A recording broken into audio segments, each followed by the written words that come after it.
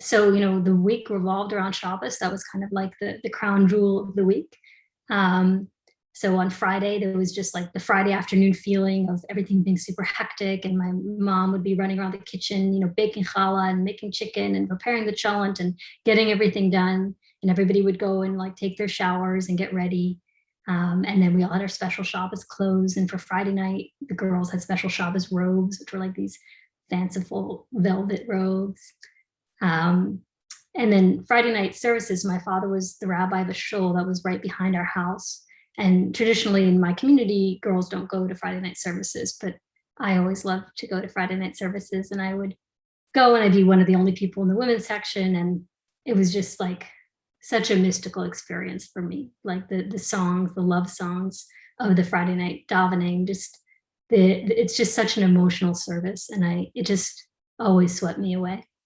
And then, we'd come home and my dad would bless each of the children and kiss the top of our heads after the blessing, which was a very rare and precious moment of affectionate contact. And we'd often have guests from the community, and there'd be a meal that always followed the same sort of protocol, the blessing over the wine, the washing of the hands for the challah, and of course, with a lot of kids, everybody racing to see who can wash their hands first, then coming and having the challah, and also just the setting of the table, like who got to sit next to my father, who had his special chair at the head of the table.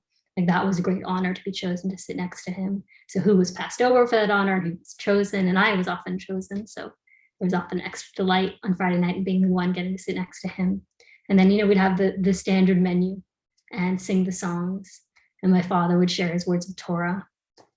And then Shabbos day, a similar kind of thing. There was a shul in the morning, and I would watch the kids in my father's shul, and my dad would be giving his sermon that he had practiced the night before in the kitchen hallway. And we'd have guests over, and then he'd have his nap, and the whole house would have to be in like enforced silence so my dad could nap.